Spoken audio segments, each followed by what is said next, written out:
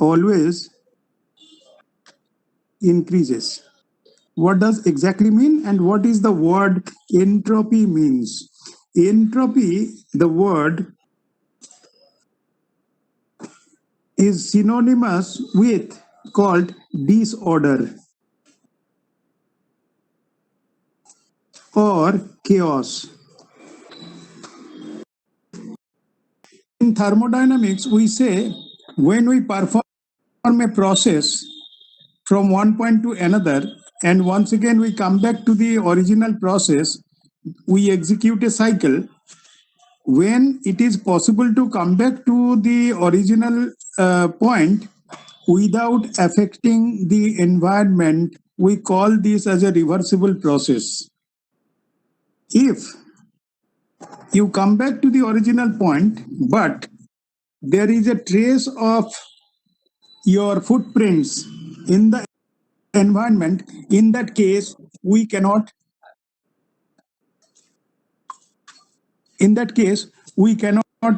come back to, although we can come back to the original place, but at the same time, we leave a certain amount of trace onto the environment. So when we are leaving certain amount of trace on trace, TRACE, trace onto the environment, it means those things gets accumulated in the environment itself. Therefore, as we execute more processes, more cycles, ultimately what happens is that all the processes are irreversible processes, and the irreversible processes leave a trace of its disorder onto the environment. That is why we call it that the entropy of the universe always increases. Entropy here means disorder or chaos. Well, physically, you can also see that as we are advancing more and more, there is chaos all around. This is your day-to-day. I think a lot of people are waiting outside. Let them come in. Okay.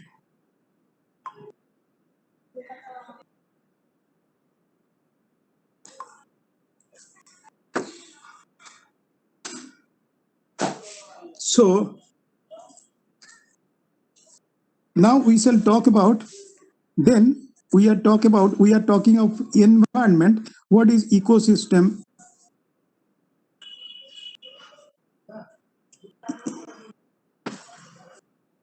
The ecosystem is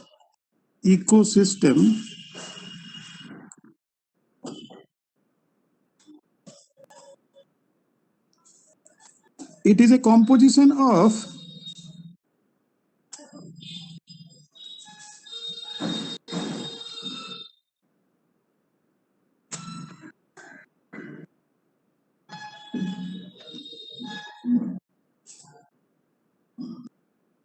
biological communities,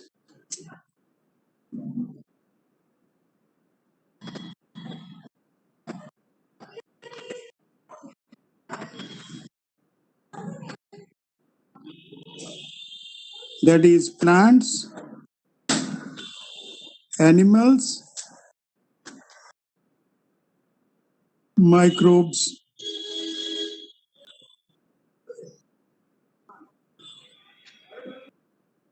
then composition of biological communities. It consists of plants, animal, and microbes.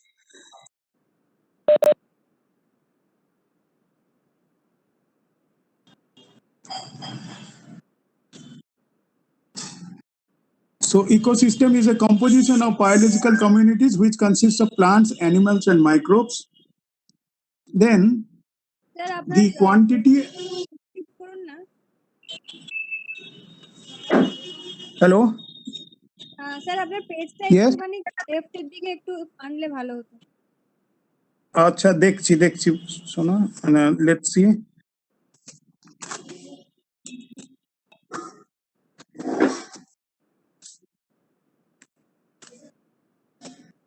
Yes sir, better. এবারে দেখা যাচ্ছে? Better. হ্যাঁ হ্যাঁ okay sir কজন wait করছে একটু ঢুকতে দিন। দেখে নিচ্ছি। আমার এখানে তো দেখতে পাচ্ছি না কেউ। Those who are joining, please join with your roll number so that it is easier for me to locate. As per me, there is nobody is waiting outside the lobby. Yeah, there is another one, Saurabh Kundu or something. Okay. Wait a minute. Yes, please remind me as someone waits outside. Now, the ecosystem structure and function, it depends on three things. One, the composition of biological communities. Number two is quantity and distribution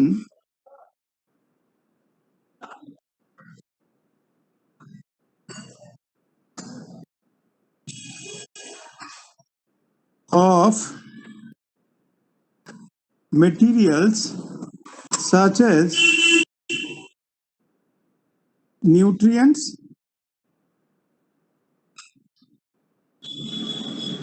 water,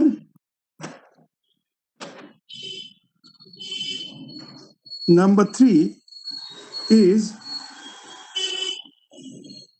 existing range of living condition.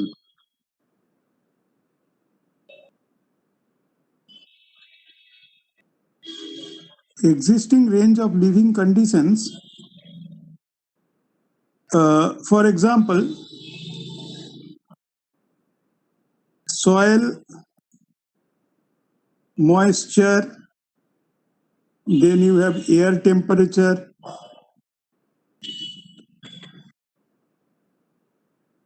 etc. What I mean to say is that ecosystem and its function depends on these factors. See, life always utilizes and depends on the non-living component. Life actually, it started thriving on the non-living component in the environment. Particularly, you will find that the biotic assemblage exists for a given abiotic conditions. Biotic means we the living beings, we depend on the non-living things. For example, our food cycle begins with our plant. Plant make their own food. All of you know about the photosynthesis process. The plant sucks in the sap from the soil and the nutrients from the soil. All these are the inanimate matter. And with this sap and nutrients, which is inanimate in nature, with the help of the sunlight and with the presence of the chlorophyll, they prepare the food. And this food is basically the nourishing all other, the food chain starts from there. All other living creatures, they nourish from the plants, right? So we can sum up that life Sir, always. sir, sir, Yes. sir, sorry to disturb, but there are people waiting outside. No disturbance, please. You remind me. This is, yes, there are, and two other, three people are waiting outside. That's the, yeah, I take them in. Thank you very much. So life always thrives on non-living things.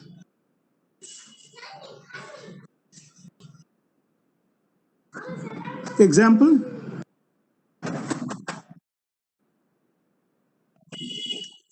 food chain starts with plants, right? Plants do what? Plants suck in the sap and you have to excuse me because it may not be lots of shadow is also coming and lots of noise is also coming from outside. Please excuse me. Food chain starts with the plants. Plants suck in sap and other nutrients from soil and with the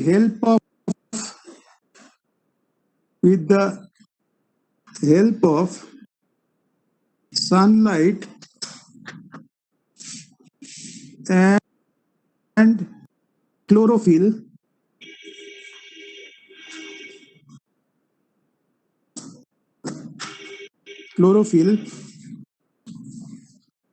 it prepares food.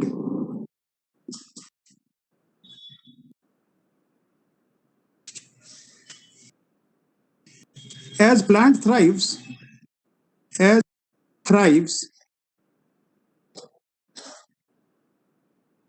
other living organisms thrive on them.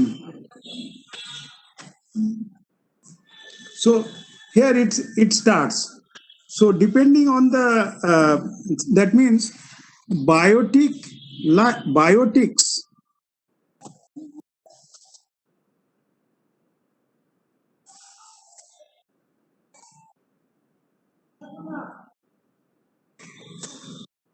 thrives on abiotic.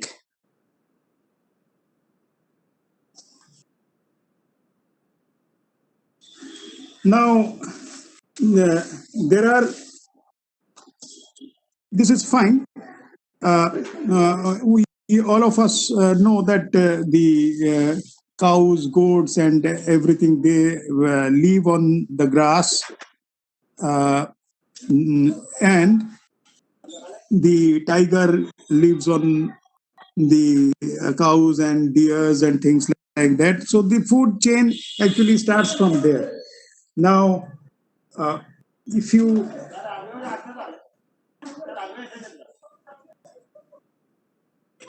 what is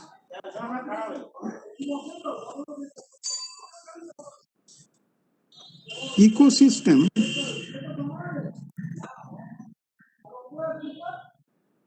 It has ecosystems have diverse living conditions. Excuse me, sir. Yes. Sir, পেজের নিচের পোর্শনটা হ্যাঁ sir thank you হ্যাঁ বুঝতে পেরেছি হ্যাঁ ভালো thank you ecosystem have diverse living conditions actually আমি এগুলো পাঠিয়ে দেবো তোমাদেরকে but still it should be visible. Ecosystem have diverse living conditions. Now there are sir কপিটা we একটু can call রাইট করবেন? হ্যাঁ হ্যাঁ এবার ঠিক আছে ঠিক আছে okay.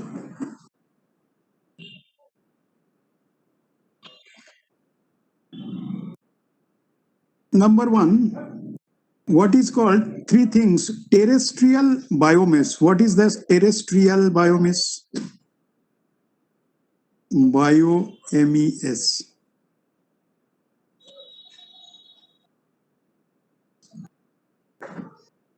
What is it? Now, growth of vegetation will depend on the soil, water, and atmospheric conditions. The regions, though you had read in the geography, the whole world can be divided into various climatic zones. For example, in the Arctic zone, both the poles, in the Arctic and the Antarctic zones, where the sun ray falls very sparsely, we have extreme weather conditions. They are cold, and naturally the vegetation and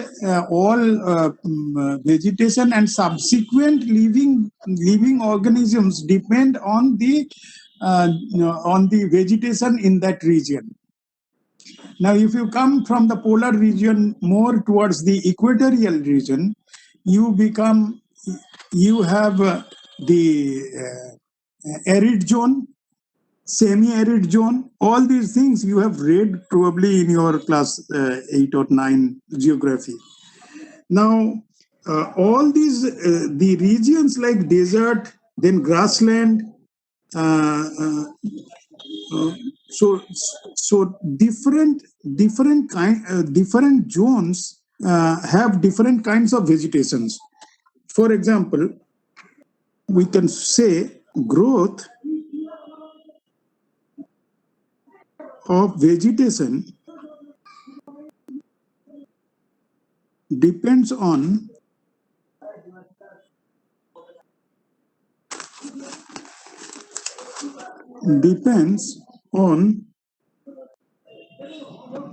soil, water, atmosphere relations.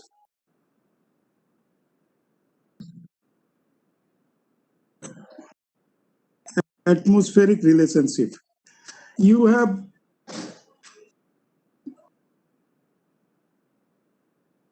low rainfall where there is low rainfall and high evaporation rate is a bit of a geography. Low rainfall and high evaporation rate gives rise to the formation of deserts.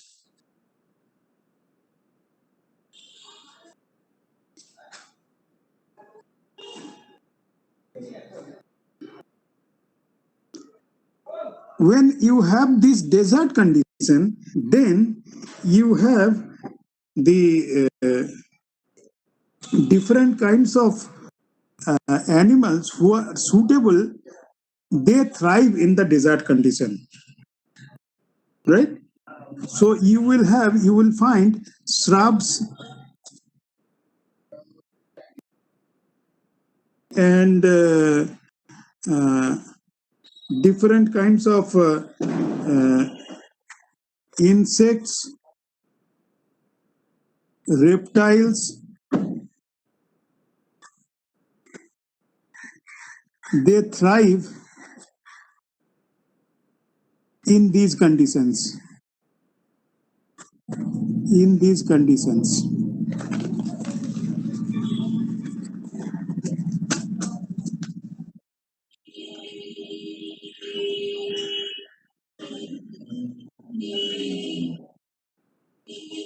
Page number 2 plus. This is one. So desert condition, you have when the soil water atmospheric relationship, when you have low rainfall and high evaporation rate, it gives rise to the for. Now, if you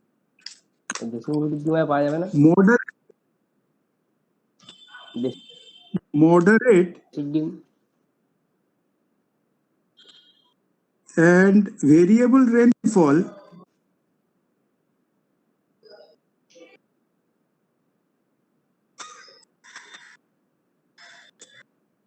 they create grasslands.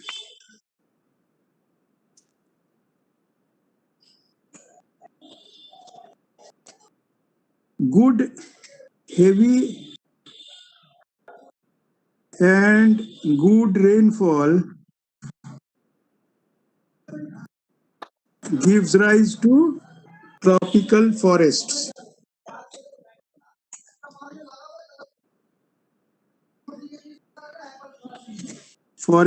Tropical forest you will find along equator.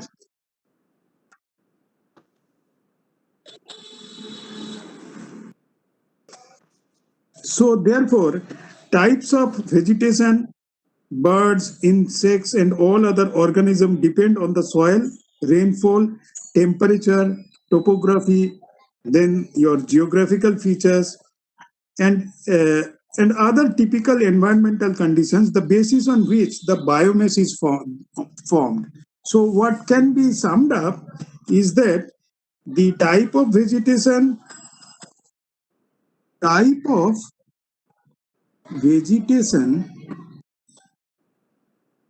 and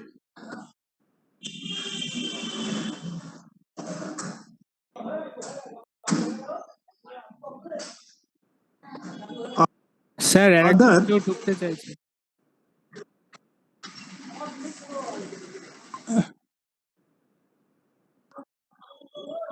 Naman Agarwal. There are 4 persons. There are 4 persons. Let them come in. Okay. So the type of vegetation and all other living organisms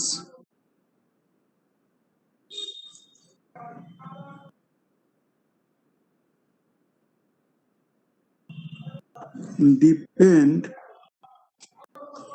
on soil, rainfall, temperature, topography,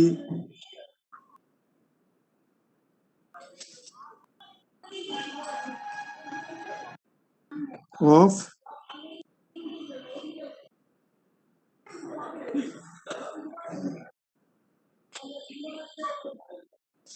topography and other environmental conditions.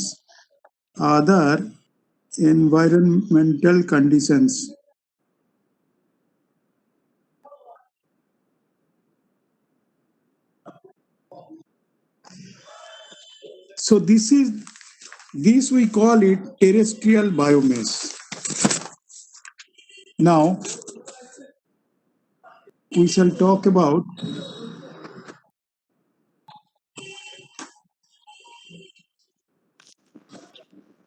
fresh water biomass.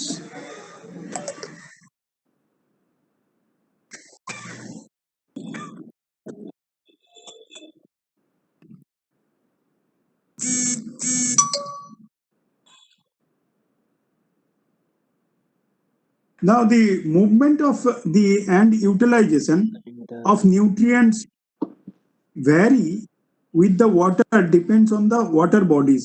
For example, aquatic life depends on the dissolved salts and oxygen in different layers. You see, if you study the various water bodies, different natural species.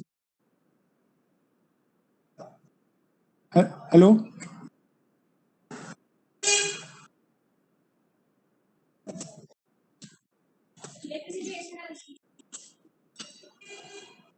Oh, is it?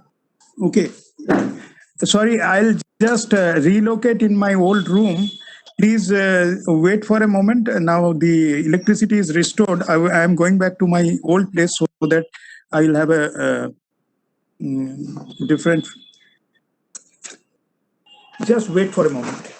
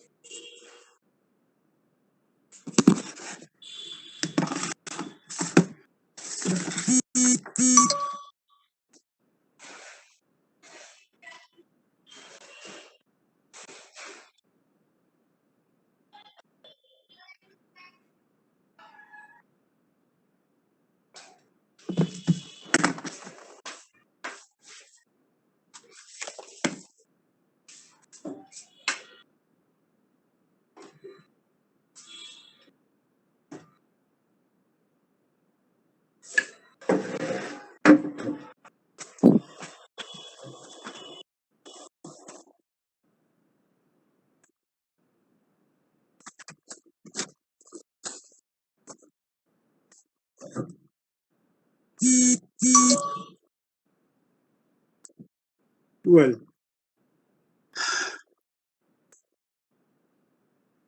what is freshwater biomass? Now, movement of nutrients. See, for anything to thrive, you need nutrients. Nutrients and the utilization of the nutrient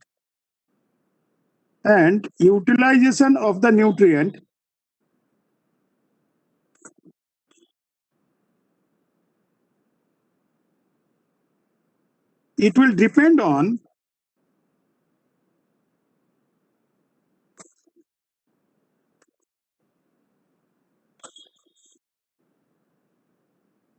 the depth of water bodies.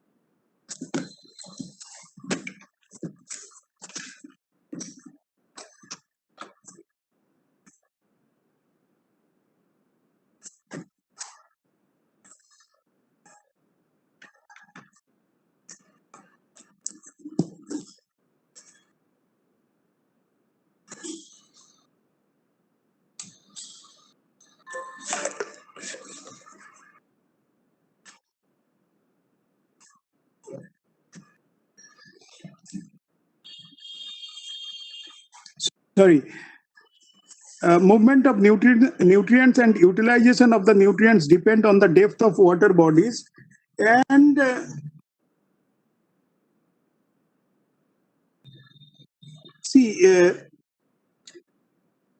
because of these factors, different kinds of aquatic lives will thrive at different places. Nutrient levels are different in the rivers and in the lakes or in the ponds or in the ocean. More deposition takes place in lake or waters. Thus, the development of fish and other algae and other microorganisms, it will all depend on the depth and temperature and the transportation of the nutrients along the water. The movements of nutrients and utilization of depend on the depth of water bodies, temperature, and other geographical parameters.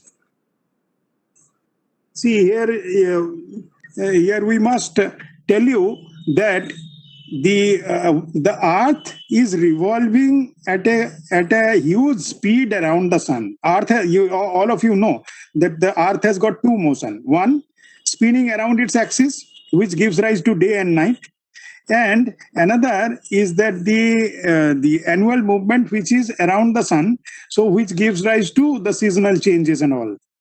Now, along with this, depending on how close the Earth is with relation to the sun, depending on that, the temperature on that particular place will fall, and according to the apart from that, there will be tectonic plate movement also will happen. All of you know that because of the collision of the tectonic plate movement, there may be a volcanic eruption, there may be an earthquake. So all these factors, even under the sea, maybe the volcanic eruptions are also taking place under the sea. So depending on that, so the aquatic environment continuously changes. As a result, the thriving of the living biomass will depend on the various conditions of the Earth.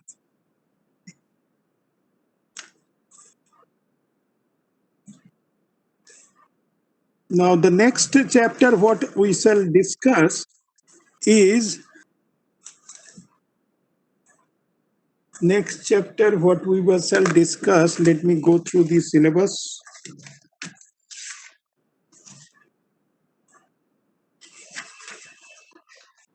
One sec.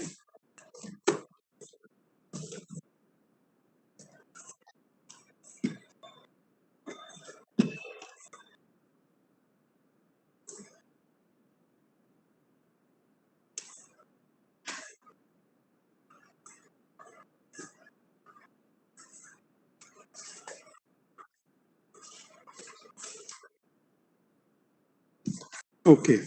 Now we shall talk about what is called natural cycles.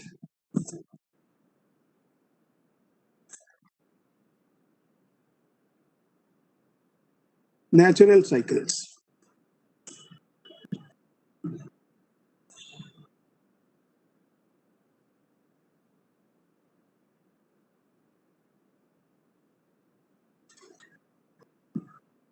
Under natural cycles, we have what is called hydrological cycle.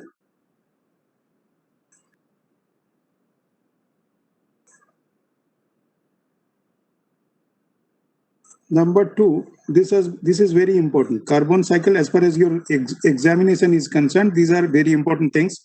The carbon cycle, nitrogen cycle,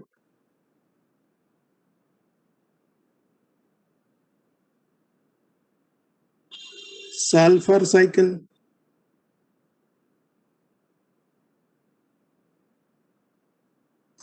and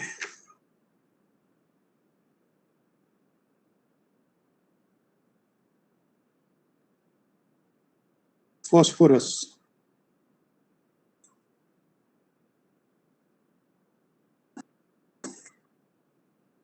cycle. What is important? Hydrological cycle. Number one is hydrological cycle. What exactly is the hydrological cycle? Hydrological cycle is that from the sea and various water bodies, the moisture evaporates, goes up in the air, forms cloud, goes once again, it comes back as rain. The rain, some of it goes through the river, some of it is absorbed by the earth, goes into the underground as a underground water, and the whole cycle repeats. This is called hydrological cycle. That means you have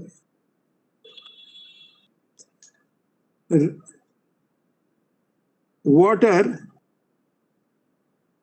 from, actually it is a misnomer to say water. It is the water vapor. Water vapor evaporates continuously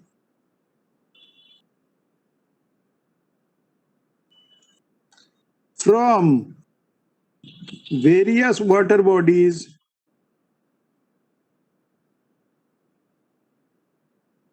like sea, oceans, seas, rivers, lakes, ponds, etc. These evaporated water vapor goes up and forms cloud,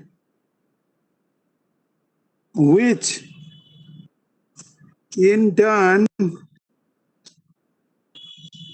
comes back to earth. Sir, people are still waiting. अरे movie खत्म होने वाला है, अभी wait करने में क्या फायदा है?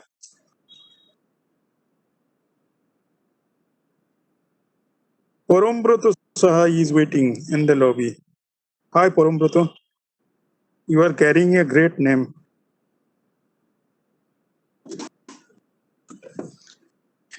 Water vapor evaporates continuously from various water bodies like oceans, seas, rivers, lakes, and ponds, etc. These evaporated water bodies goes up and forms cloud, which in turn comes back to the earth as rain.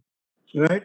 So this precipitation, so when it falls on rain, the rain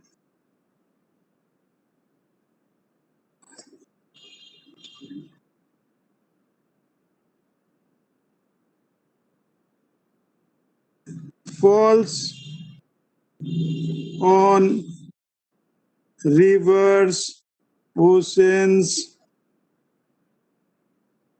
land mass. Now this this is called the hydrological cycle. That means once again it evaporates and forms cloud and comes back like that.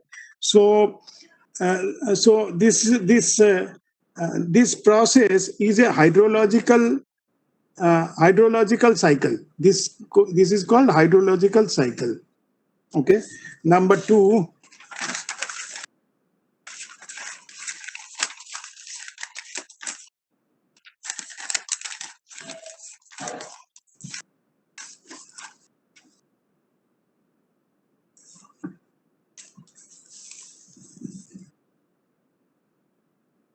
Page number 3 minus. Carbon cycle. Number 2. What is carbon cycle?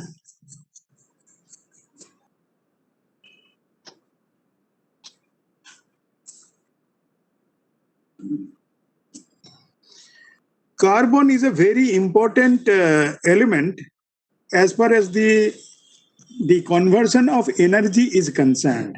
For example, our civilization depends mainly on electricity. The electricity, on thermodynamic term, we call it high quality energy. There are 2 types of energy: high quality energy and low quality energy. High quality energy is electricity. Why it is high quality energy? The energy conversion, if you from electricity, if you try to convert into mechanical energy, for example, a motor which runs on electricity, I mean, what I mean to say is that electrical motor which runs on electricity, you give certain amount of input, the output is almost 90 to 95%. That means its efficiency is pretty high. That means from that point of view, we call that electricity is a high quality of energy.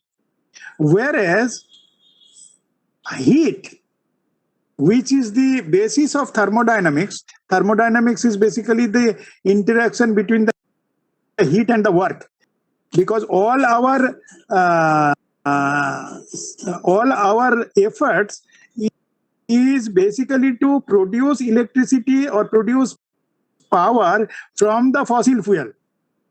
Although there are efforts that are being made that it is we harness from the non-conventional energy sources like solar, wind, and all other things, but still the power plants which produce power, electricity, that mainly comes from the coal-based power plant is still, it is creating the major power. It is producing major power, which is the basis of our civilization, and also which is the basis of our civilization, also basis for destruction. Because if you Google it, you will find the most important, I would say, the most polluting sources are the thermal power stations. All the thermal power stations are the most polluting environment.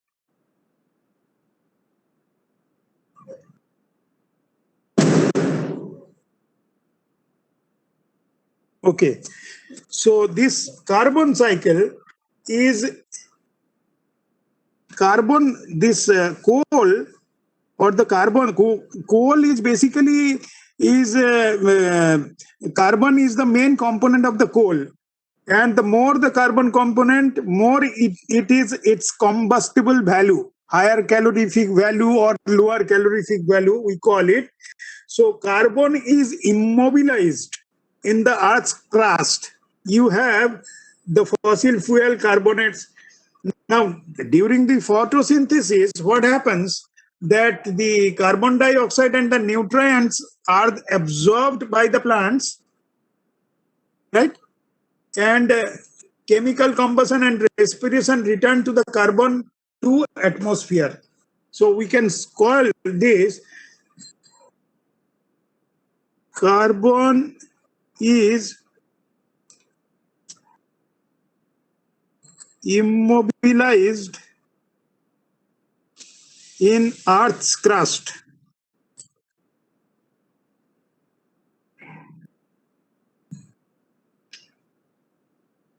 This is basically fossil fuel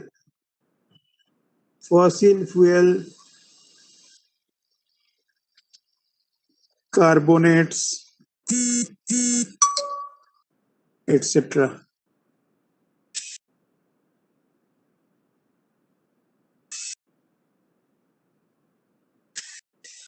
Okay, we shall discuss all these things, but before that, I would ask you that the lost classes, 2 classes